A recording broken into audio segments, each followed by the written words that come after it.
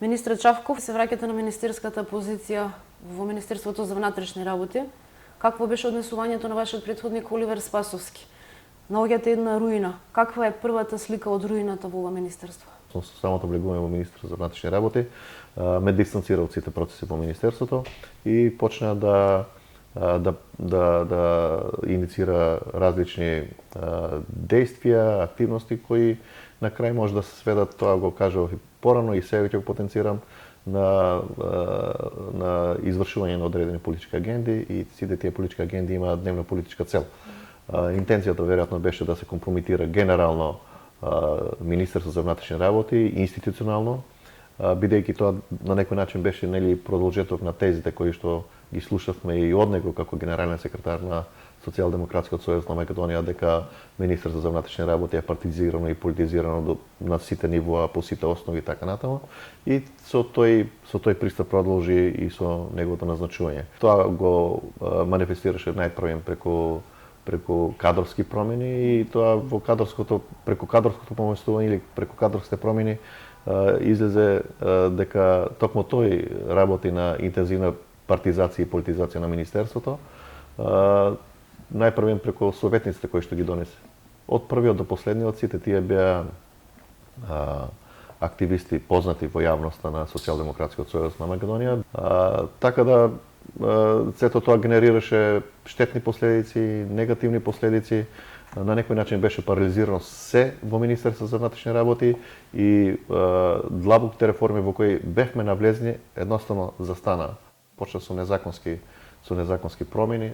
Знаете дека началниците на 6 регионални сектори за внатрешни работи ги промени на незаконски начин.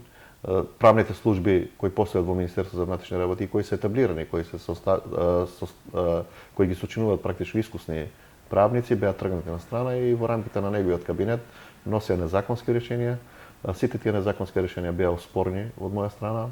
Јас бев должен да ја информирам владата за кршењето на законитоста во работењето на министерството и во согласност на ингеренциите на премиерот и на владата да се врши контрола врз работењето во Министерството за внатрешни работи беа донесени одлуки. Една одлука беше донесена која што требаше тој да ја спроведе, но наместо да ја спроведе и да постапи по насоките на владата, да ги поништи незаконски донесените решенија и да ја врати правобитната состојба, тој ги повтори истите. Што бидна со тие луѓе? Вратени се на своите позиции, поништени се решенијата, каква е состојбата? Значи, јас во текот на вчерашниот и денешниот ден преземав конкретни правни действија преку правните служби, состојбата се враќа и се нормализира. Сите незаконски решенија кои се поништени, практично се враќаат, односно луѓето кои беа поставени на незаконски начин со тие решенија, се враќаат на претходните позиции. Тие што беа смените незаконски. Првиот ден од вашиот втор мандат во Министерството за внатрешни работи, како министер го започнавте со подпишување на решенијата за вработување на повеќе стотици кандидати кои што ја поминаа успешно обуката во полицискиот центар во Идризово. Како заврши тој процес вчера? Во контекст на ризиците со кои ние како држава се соочуваме и во контекст на нашата стратегија за управување со човечки ресурси, имаме димензионирана динамика и потреба од вработување, така да овие 400 и така како ни беа потребни за што побрзо да ги ставиме во функција. Имаше можност Оливер Спасовски да ги потпише договорите, но тоа го одлагаше за мене од неразбирливи причини. Веројатно не беа членови на СДСМ? Веројатно пак политичка агенда, меѓутоа јас одговорно тврдам дека сите тие кандидати за полицајци се селектирани во една транспарентна постапка според строго утврдени критериуми и мислам дека се покажува тоа и по резултатите по завршувањето на обуката, излегуваат со многу високи квалитети. Ќе зборуваме подоцна малку за безбедносните ризици со кои се соочува Република Македонија. Она што сакам да го потенцираме е добрите резултати потврдени од Transparency International и од Соединетите Американски држави за борбата против трговијата со луѓе и борбата против корупцијата и организираниот криминал во Република Македонија. Ние имаме одлични оценки без разлика на тврдењата на опозицијата дека состојбата е катастрофална и дека сите се корумпирани во Македонија и дека нема институција која што не е корумпирана. во која насока ќе се движат идните активности за да ја задржиме ние оваа позиција и да ја подобриме во следната година која што ни доаѓа? Од 2006 година наомо ние почнавме навистина интензивни реформски процеси. Процесите беа на, да кажем, на три нивоа: легислативно ниво, организацијско структурно ниво и регулаторно ниво. До 2006 година немавме ние закон за следење на комуникација. А управата за безбедност и контраразузнавање сите бевме сведоци дека и порано ги следеше комуникациите спротивно на Уставот на Република Македонија и без законско решение. Во 2001 имавме прислушување. Знаете дека во Уставот имаше експлицитна забрана за следење на комуникација. Да. Но и покрај тоа го праве тоа на незаконски начин. Немавме закон за полиција. Ефективноста на одделот за организиран криминал почнавме да ја чувствуваме, односно јавноста почна да ја чувствува и да го препознава одделот за организиран криминал некаде од почетокот на 2007 година. Баш пред некое време барав така одредени статистички показатели. Во 2005 година, од која е формиран оддел за организиран криминал, има практично сузбиено, идентификувани сузбиено една организирана криминална група. Во 2006 година има две организирани криминални групи сузбиено, а од 2007 година па до 2015 година имаме сузбиено некаде 183 организирани криминални групи или околу 3028 члена, припадници на тие организирани криминални групи. И тоа беше навистина импресивни резултати, кои што не беа перципирани или не беа приметени само од граѓаните на Република Македонија, туку тоа беше приметено и од нашите партнерски служби. Спомнавте генералните извештаи што ги прави Стейт Департментот. Така е, за трговијата со луѓе. За трговијата со луѓе, за држави кои имаат за степенот или нивото на изграденост на државите во борба против трговија со луѓе. И ние веќе од 2007 година па наома, само една година бевме во втора категорија, од 2007 година па досега сме во прва категорија на држави со изградени капацитети. Во 2014 година веќе почнаа првите резултати да се гледат и особено во 2015 година за прв пат после еден негативен тренд почна да се намалува вкупниот криминалитет во Република Македонија. А да не зборам за тешките форми на насилен криминал, значително намалување на тешките форми на насилен криминал. Ако сме имали, да кажеме, просек годишно по 70-80 убиства во минатото пред 2006 година, сега имаме 20, 22, 25 и како бројка значително помала, но не само како бројка, туку и како специфична тежина на секој од случаевите. Значи не се работи за нарачени убиства, не се работи за криминални пресметки и така натаму. Едноставно мотивите се сосема различни, не алудираат на екстремни форми на организиран криминал. Македонија, освен политичкава криза, сега се соочува и со мигрантската криза. Имаме проблем на јужната граница, сега е со помал интензитет, меѓутоа треба да почекаме да видиме како ќе се одвиваат работите во иднина. Имавме и неколку обиди за насилно пременување на границата, за вештачки создавање инциденти што од поединци, што од невладени организации, кои што имаат за цел дестабилизација на Република Македонија. Каква е сега состојбата и како ќе се одвива во следниот период? Имаме ли проценка и соработка со соседните безбедносни служби по ова прашање? Видете, генерално, така, бидејќи и на јавност се познати многу настани кои што беа актуелни во 2015 година, дали беше тоа коинциденција или не знам што, веројатно тоа и службите ќе си го кажат со текот на времето, низ одредени анализи и проценки.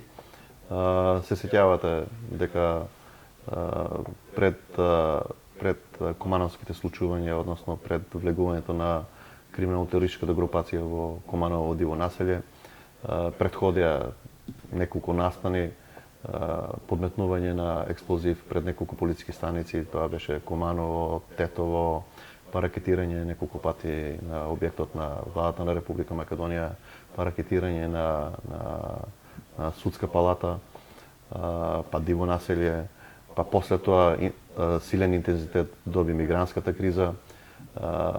За нас невообичаено, до сега не сме се справувале не само ние, како Република Македонија, се види тоа дека и членки на Европската унија со многу поизградени институции не успеа да се справат на соодветен начин со предизвикот на бегалската криза. Можам да кажам дека не само што не бевме затекнати од оваа состојба, туку реагиравме на вистина институционално, реагиравме на вистина системски. По мене, многу успешно се справувавме ние како држава. Очекувавме Европска унија, односно членките на Европската унија или Европската унија генерално да развие конзистентна политика, бидејќи има веќе развиено европска агенда за миграции. Меѓутоа, тоа се гледаше дека не дава резултати и дека нема единствена или уедначена европска политика за справување со овој феномен или овие предизвици. Унилатерално реагиравме, значи ги впрегнавме сите наши капацитети и мислам дека успешно се справувавме со сите тие напливи и бранови. Се разбира, правевме максимални напори да покажеме кооперативност и соработка со сите држави во регионот, вклучително и со Република Грција, со некои повеќе, со некои помалку, но успешно се справувавме и со оваа бегларска криза. Така да Проценките какви се за идниот период? Проценките за идниот период кога нели почнаа поединечни активности државите од западно-балканската рута или од север према југ своји политики да наметнуваат или своји рестриктивни мерки, нашата проценка беше дека тоа може да има домино ефект и негативно да се реперкуира кај нас во Република Македонија, бидејќи имате неконтролиран влез од Грција. Ние и во тој контекст презедовме соодветни мерки и активности со подигањето на оградата и така натаму. Успеавме да го редуцираме тој бран. Имавме доста критики на почетокот, бидејќи први почнавме да се соочуваме со одбивање на огромен број на бегалци да влезат во Република Македонија. Тоа го правевме од повеќе причини. Првата и основна причина беше безбедносен аспект, а втората причина беше хуманиот аспект. Значи и од безбедносен аспект и од хуман аспект не можете вие да третирате 10.000 бегалци или 10.000 мигранти на дневна основа. Значи правевме се за да го редуцираме влезот. Како ние успеавме да го редуцираме влезот, тоа се реперкуираше позитивно на север према државите на крајна дестинација и на крај мислам дека тоа им е јасно на сите дека Република Македонија даде силен допринос во справувањето со затварањето на западно-балканската рута. Меѓутоа, нашите проценки и тогаш и сега се дека во случај на редукција на влез на мигрантите, кои што бегалците, кои што се уште се сконцентрирани во огромен број во Грција и особено на делот на потегот према Република Македонија, за нас тоа само по себе е ризик или потенцијал за загрозување. Нашите очекувања тогаш и сега беа дека ќе се анимираат или ќе се активираат постојните или нови организирани криминални мрежи кои ќе почнат на организиран начин да се занимаваат пак со криумчарење на мигранти, но мислам дека успешно се справуваме и во тој сегмент. На дневна основа фаќаме помеѓу 150-200 мигранти и идентификуваме криминални групи кои ги процесираме понатаму до јавно обвинителство. Мигрантската криза носи ризики од формирање на кели и на ИСИС не само во Македонија, него и на Балканот, исто како што и луѓе од Македонија и од Балканот заминаа како борци во ИСИС. Каква е безбедносната проценка на македонската полиција во овој момент во тој дел, зборуваме за територијата на Република Македонија, и што велат пријателските служби од регионот по ова прашање? Првата интенција за редукција на бројот на влез во Република Македонија ни беше со цел да вршиме регистрација на бегалците. Проблемот што не се вршеше регистрација на бегалците нити во Грција, нити пак ние имавме капацитети тоа да го правиме, се разбира и државите на север, само по себе представуваше еден ризик или еден потенцијал на загрозување. Има различни проценки за број на такви субјекти или поединци кои ги искористиле овие канали и кои се распоредени за Европска унија. Имаме повратници од војните жаришта во Сирија и во други држави. Имаме луѓе што се уште се таму, имаме загинати, така да сето тоа во еден поширок контекст представува потенцијал за загрозување. Доаѓаме сега до состојбата на нарушена политичка ситуација во Република Македонија. Имаме политичка криза која што се обидуваат од опозицијата да ја решат со неполитички методи и со преземање на насилни демонстрации, така наречената шарена револуција. Имаме повредени многу новинари, повредени полицајци. Каква е безбедносната проценка на Министерството за внатрешни работи? Бидејќи шарената револуција се луѓе обучени од Canvas, тој делува worldwide, прави демонстрации од арапска пролет до поделбата на Украина, рушењето на Слободан Милошевиќ, што е меѓународен бизнис. Многу пари влегуваат, многу млади од Македонија ја имаат поминато таа обука. Каква е безбедносната проценка на македонската полиција и што можеме да очекуваме за стабилизација на овие демонстрации и нивно привршување? Сосема е легитимно правото или неспорно е правото уставно загарантирано на секој поединец или политичка партија или издружение или невладена организација да протестира или да искаже одреден револт за одредени прашања или за одредени состојби. Но во исто време е и одговорност за сето тоа што се случува во контекст или во рамките на тие протести. Јас не можам да ги етикетирам сите луѓе дека учествувале во насилства или учествувале во оштетување на објекти или во напади на полициски службеници. Секако тоа беа поединци или се само поединци. И тогаш и сега стојам на истиот став дека секое вандалско однесување или секое нарушување на јавниот ред и мир треба да се санкционира. Кривични прекршочни пријави нити ги поднесува Олиер Спасовски, нити ги поднесува Митко Чафов како дополнителен заменик министер. Си беа идентификувани од оперативните служби, начелник на СВР Скопје беше поставен кадар од Олиер Спасовски и во рамките на СВР Скопје беа поднесени и кривичните пријави и прекршочните пријави. Демонстрациите и политичката криза е финалната фаза од она што го рековте, еден процес кој што е започнат многу порано за целосна дестабилизација на Република Македонија и со поставувањето на експлозивните направи, гранатирањето на владата и така натаму. Но се чини дека во финалната фаза влеговме во моментот кога лидерот на опозицијата Зоран Заев се закани дека со помош на странски служби располага со прислушувани разговори и почна објавувањето на истите на 9 февруари 2015 година. Тоа е уривање на безбедносниот систем во Република Македонија, се едно дали го направила странска служба или го направила опозицијата. Тоа е како да ви се отсечени двете нозе. Во која насока сега ќе се движи санацијата на безбедносниот систем, возборуваме за македонската полиција, и дали ние можеме да веруваме и да очекуваме дека во иднина нема да ни се појави некој нов Верушевски, некој нов Зоран Заев, без разлика дали сами или со странски служби, повторно ќе сакаат да ни ги скршат двете нозе. Да. Дефинитивно тоа беше силен упад во безбедносен систем, независно од тоа кој го направил. Последици се тешки, се одразуваат генерално на репутацијата на државата, но и на репутацијата на Министерството за внатрешни работи и на службите кои што работат, како и да е ние, за разлика од 2001-2002, кога беше првиот упад со вадење на прислушкувани материјали, ние сега покажаме капацитет. Значи, разликата е во фактот што имаме изградено професионални капацитети и стручни служби кои успеа да докажат, односно да ги идентификуваат извршителите кои што го злоупотребили системот на Управата за безбедност и контраразузнавање. Тоа факт е дека останаат тешки последици од сето тоа и според мене треба да се свати од било кој политичар, поединец или политичка партија дека тоа е национален интерес, дека треба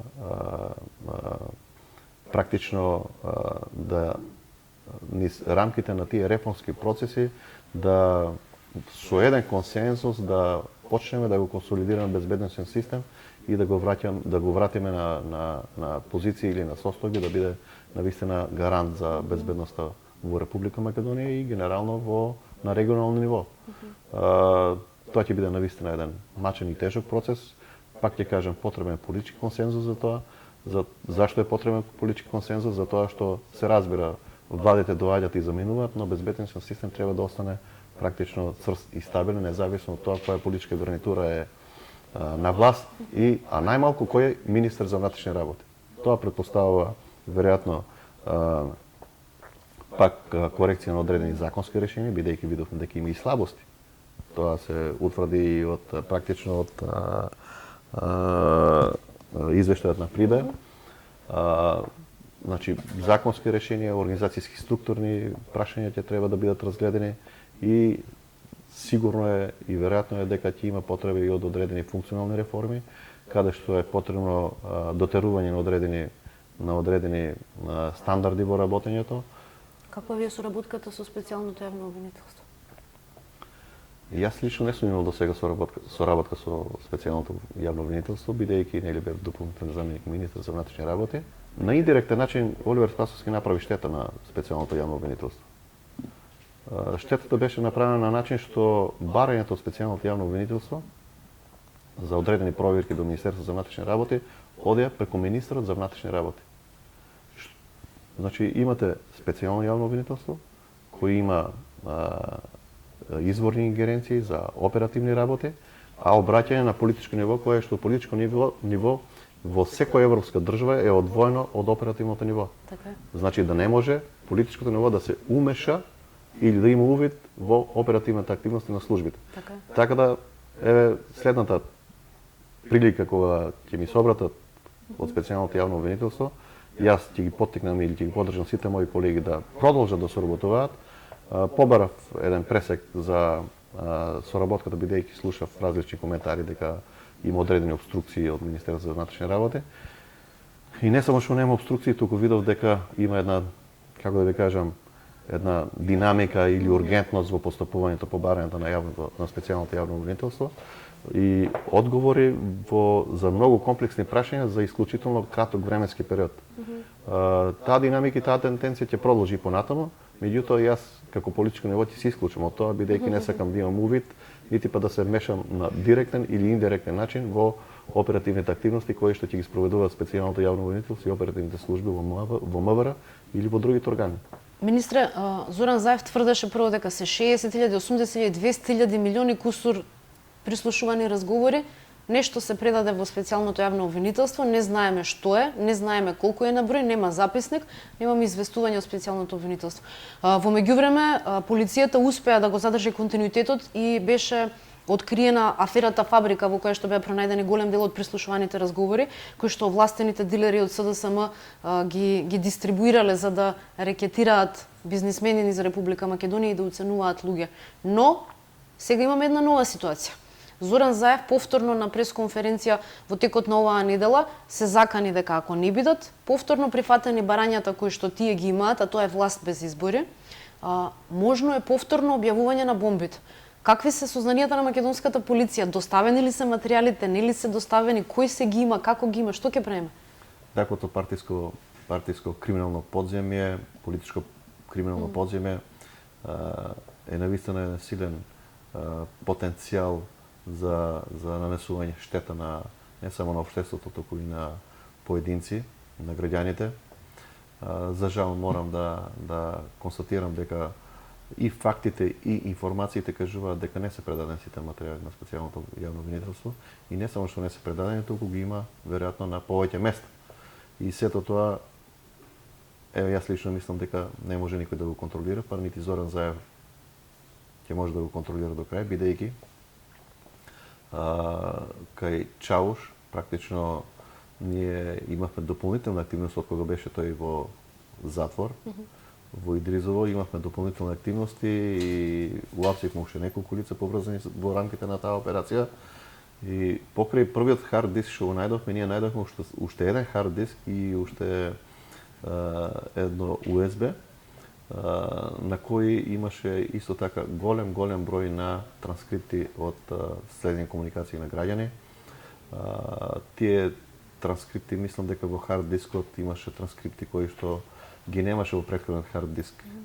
Во USB-то сосема нови транскрипти беа и за жал сите тие беа креирани во периодот кога Чауш е веќе во затвор, односно креирани се на почетокот на оваа година, јануари и февруари месец. Значи, додека тој е во затвор, некој ги креирал и ги доставил до него. Утврдивме негови линкови со Зоран Божиновски. Обезбедивме докази дека еден дел од тие транскрипти имаше доставено до Зоран Божиновски, мислам дека тие беа објавени. Така да информациите кои претходеа на последната акција према Чаош и запленувањето на дополнителните содржини на хард диски и на USB беа практично во контекст на конкретни случаи на закани према лица, практично уцени и изнуди за да се изнудат пари и практично уцените беа и заканите беа со објавување на тие компрометирачки содржини. Одговорно тврдам дека не се предадени сите материјали, одговорно тврдам дека сигурно е дека се нема контрола врз тие материјали. Бидејќи се разбира многу поединци од криминалното подземје има пројавен интерес за овие содржини и според наши информации се нудија или се дава одредена сума на пари и према Чаош и према други лица за да имат дел од тие содржини, веројатно да ги употребат за нивни потреби или за нивни цели, се разбере криминални. Дали овие луѓе имаат контактирано со врвот на СДСМ и по апсењето на Чаош? Значи, ние утврдивме конекции на Чаош со луѓе што се од Социјалдемократскиот сојуз, хард дискот и USB-то има назнаки дека се креирани, нели, назнаката беше Социјалдемократски сојуз на Македонија. Така да сите индикации укажуваат или упатуваат на тоа дека контактира или комуницира со одредени субјекти или поединци во рамките на Социјалдемократскиот сојуз на Македонија и на тој начин се шират тие материјали. Меѓутоа, јас сум сигурен дека и самите тие представници од Социјалдемократскиот сојуз на Македонија не се свесни кои се во моментот ги поседува овие материјали. Правиме максимално напори да ги идентификуваме лицата кои ги поседуваат или да ги пресретнуваме таквите тенденции, но верувајте дека се соочуваме и со одредени проблеми, бидејќи не секогаш луѓето кои се жртви ни ги пријавуваат овие случаи, така да тоа дава дополнителна тежина на нашите мерки и активности и практично и тука е мојата загрижност, кажав во една прилика, дека во такви околности не се исклучува можноста некои луѓе да си ја земат правдата во своји раце. Така да опасна е тезата, односно опасна е заканата да се манипулира или да се тргува со објавување или со